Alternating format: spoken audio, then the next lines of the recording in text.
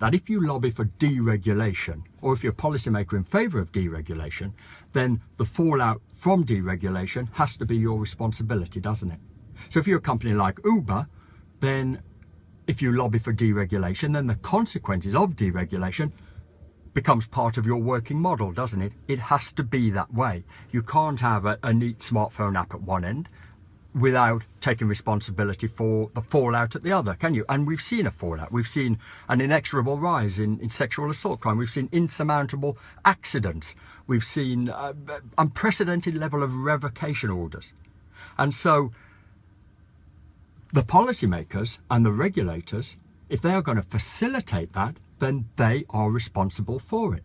Now, I don't want to be part of some social deregulation experiment, and I certainly don't want my family to be part of some deregulation experiment, or even private hiring their passengers at King's Cross and Pancras Station, for example, or even the members of the public passing through King's Cross. I do not want them unbeknowingly caught up in some policy that they've decided to run with. Now, for me, that's the passivity around that and not telling us is malfeasance by default.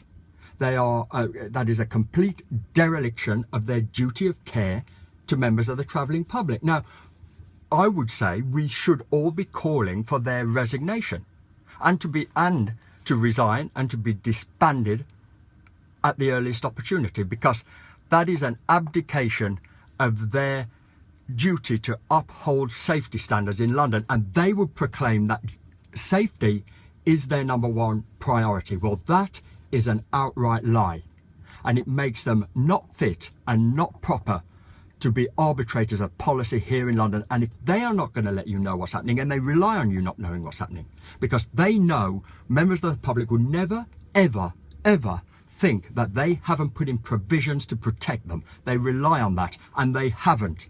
And if they are not going to highlight people to it, then we're going to have to.